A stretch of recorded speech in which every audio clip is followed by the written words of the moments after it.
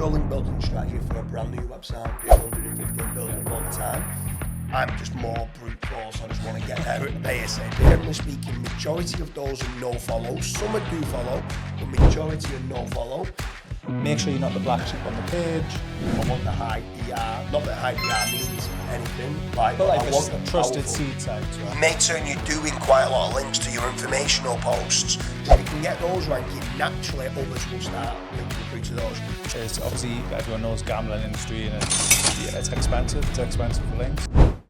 Link building for new websites. So we've got a lot of questions here where people are asking, what is your link building strategy when you've just bought a new domain, you've done the content? What's your link building strategy for a brand new website? So mine would be citation blasts, very low cost to do. It's also good for just building them pillow links, essentially, forums, citations, them sort of style links, very quick to do and easy to acquire. Then after that, wait a month or two, let the site, obviously shove them in an indexer. Dooley's got a very, very good one. Then after that, see where it's moving and then start to slowly work out, right, how can I sculpt, where should I be sending the most, like these more powerful links, which no doubt will cost money. Where should I be sculpting it? Where should they be going to and working it out from there? That's usually how I do it. So let's break that down of what you've said there. So you've got a brand new website and the content's being done. So obviously to start with, you mentioned citations. Yeah. So citations, for anyone that doesn't understand what that is, a business listing, right? But to have the citation, you need what's called the NAP, the name, address, and the phone number. So to start with, any website that you have, try and make certain you've got the name of the business, the address, and the phone number put onto the website.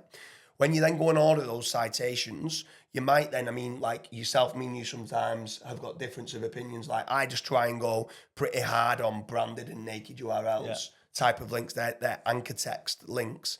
Because I just feel like you can have almost unlimited amount of naked URLs and branded. I know you're a bit more liking link velocity and building it, do 50, do 100, do 150 and build it up over time. I'm just more brute force. I just want to get there ASAP. I'm probably just impatient, to be honest with you. But yeah, citations to start with.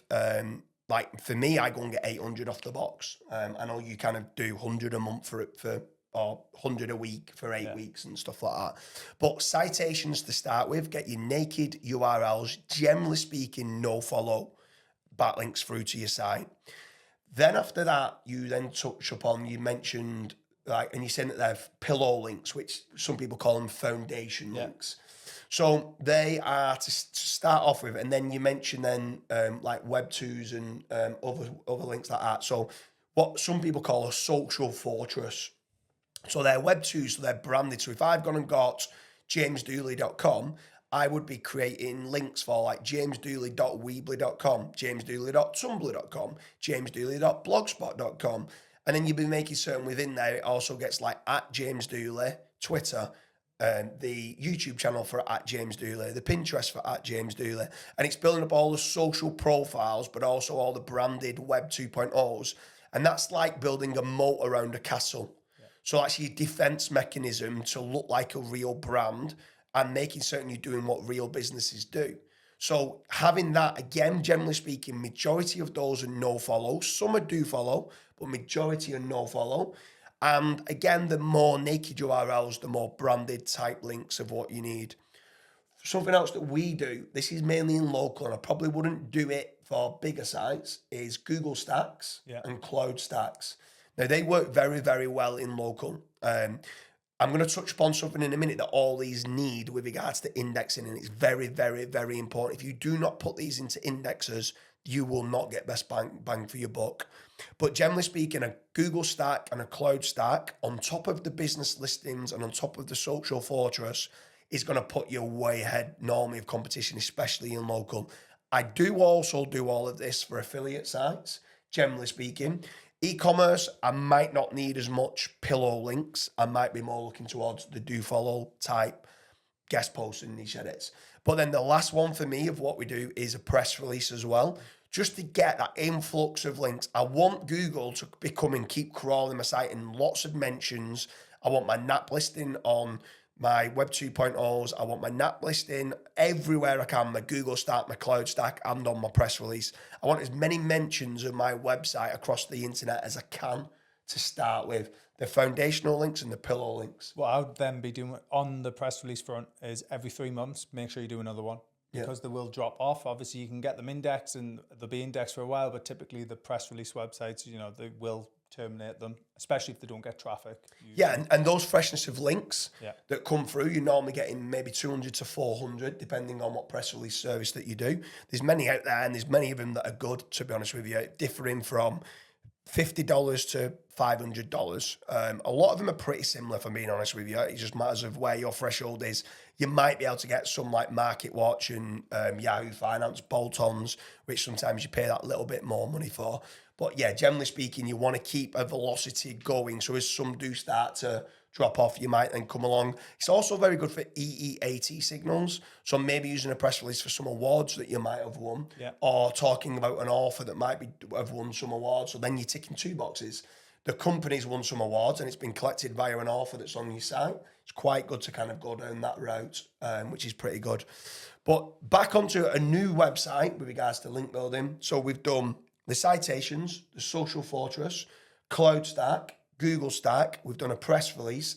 The big one then for me is making certain you're loading it into an indexer. Yeah. So for me, I'm a risk taker entrepreneur. I acquire a lot of different businesses related to digital assets and services. I've acquired 4 different indexers this year because I feel it's one of the most important parts of SEO now, believe it or not. And I think the reason, just so people understand why I think it's so important, is because it's become so easy now with AI for people to create so many articles. And what used to be a 20, 30 page website now has become a 400 page website. And Google cannot index the backlinks and a lot of these websites. So the indexing tools that I use, I'm using different methods with regards to Google News. For some redirects, I'm using the Google API.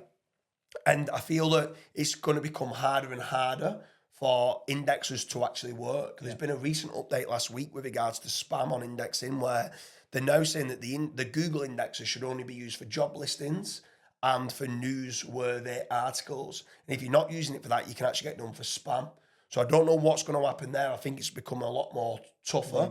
But especially for all of your links that you're getting through to your site, get them loading in. It's a fraction of the price that you should be doing.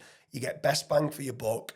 Get them into an indexer. I think it's very important. But then, we call it foundational links or pillow links.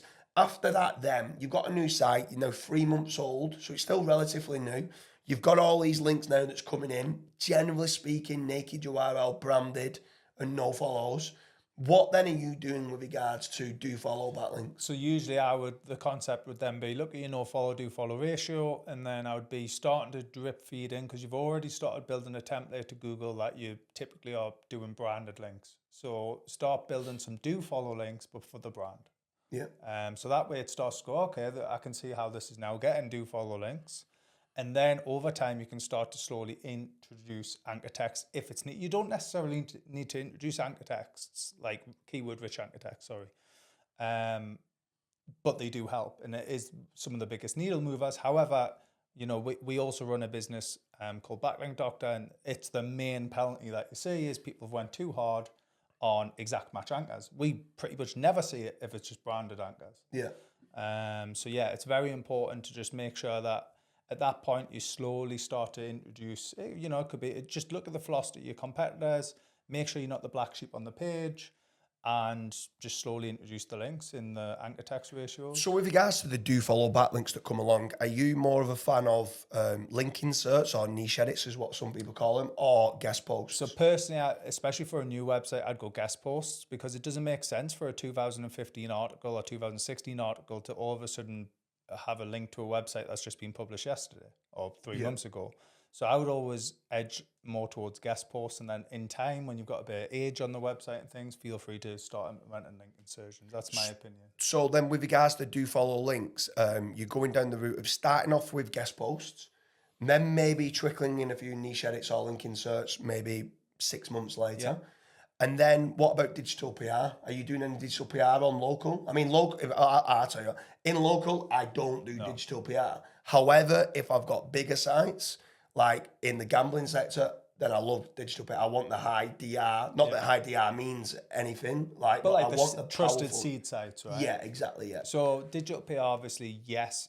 The problem you've got is the website. Most people are going to have a small budget because it's new, and digital PR is costly. Yeah. Also, you have to then, as long as you're on board with like the fact that no follow and do follow don't really matter that much, a no follow link will still, like, I guarantee, build your citations and things like that, and your sort of foundation links, and you probably start to rank them for some keywords. Now, most of them are no follow links, right? And there's this whole concept that a no follow doesn't pass anything; it's just a no follow link. But I completely disagree with that. I think it was just a metric that Google built to try and catch SEOs out. So just build a natural blend of it. Don't be worried with digital PR that a lot of them are no follow. You know, they're from generally the trusted seed sites. You'll not get any higher DR metric typically than a digital PR one. And again, it just adds to that AAT and the authority. Yeah, for sure. I mean, I want to touch on upon a little bit. So someone's here got a brand new website and they're looking for link building strategies. We've gone through now pretty much majority type of links. At what point does this new business website owner introduce tier 2 backlinks or tiered link building? Generally speaking, I would say to the guest posts. Could also be through that to their some of their do follow social fortress links. At what point do you start introducing tier 2 backlinks? So with tier 2, I would also, we get obviously tier 2s quite cheap, so I'm quite keen on tier 2s, but tier 2s are the fact that we would probably do them quite early on just because we can get hold of them quite easy. If you work and operating on a budget, again, I would also just vary it up. Don't be scared to send tier 2 links to a no follow link. It's actually in some of our test data, we found that in sending that link through to it, and maybe even, you know, sending some traffic, if you're doing sort of Twitter ads, things like this, or YouTube ads or Pinterest or whatever type of advert to it, you can sometimes actually almost increase the value of that no follow. So it almost becomes a do follow, although it's a no follow. Yeah. So yeah, I would, tier 2s have their place. And I would also say for indexation purposes, when you're touching on the AI and things like this, if there's links in the web pointing through to it, it's going to increase the potential for crawlers to visit the website. Therefore, it should get indexed. Yeah, for sure. I mean, like with regards to citations or anything like that, I'm not doing any tier 2s. I'm just loading it into the indexer, Google Stacks, Cloud Stacks, just loading it into the indexer, trying to get Google bots to come and crawl it. With regards to guest posts are the most relevant link that you can get because you're physically, you can get the link building agency to write the article if you want, but you can write the article. So you can control the narrative. Not only that, you could then try to start ranking that guest post, which I think is huge. I want to get traffic from my guest post through to my website. So if I can semantically write like good quality copy on my guest posts and get the guest post ranking, well, what is the algorithm at its core? Content and links. So if I write a really well written piece from a guest post, I want 4 or 5 tier 2s to give that guest post the best chance of ranking.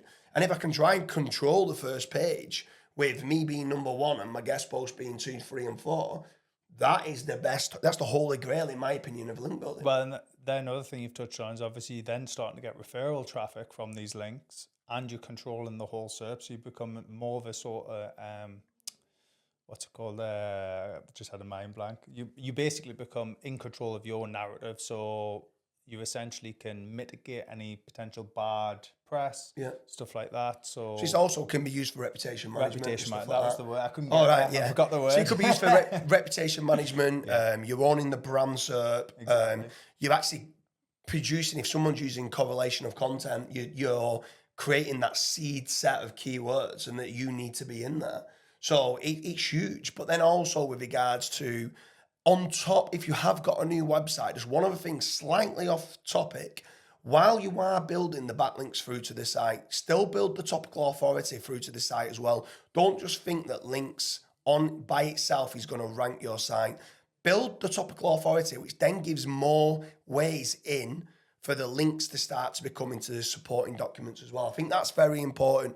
There's some people that come to us and they've got 20-page websites and it's like, you've not got topical authority yet. So also you do need to be spending some money on content to try to cover all the entities and all the related like semantic content network of what is needed to then give you more places to be able to build links in, because some of the informational guides that you have on your site naturally would get more backlinks. So sometimes they're easier to build links to, which then can be internal linking through to your money pages. And I'm a big advocate of trying to make certain you're doing quite a lot of links to your informational posts, because if you can get those ranking, naturally others will start linking through to those. Sometimes when it's a transactional and a commercial page, not many actual, you don't get natural acquired links to a transactional or commercial page. To an informational page or a statistics page, at times, those can be the ones that can attract you the most links. It's actually something that we used to do in the gambling industry quite a lot. Is obviously everyone knows gambling industry, and it's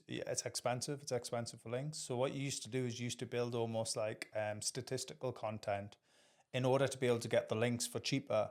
And then they almost become a bit of a snowball effect where they become very powerful pages. And then you either 301 redirect that link or in time or add internal links. Yeah. And it's just a cheaper way of acquiring for hard niches. Yeah, for sure.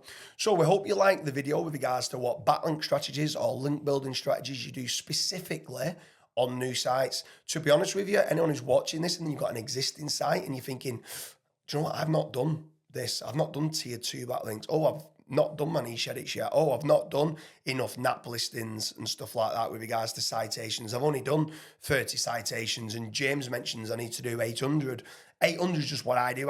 It could be overkill, but I'd say 30 is definitely too low. I want to try and get as many no-follow naked URL backlinks through to my site as I can.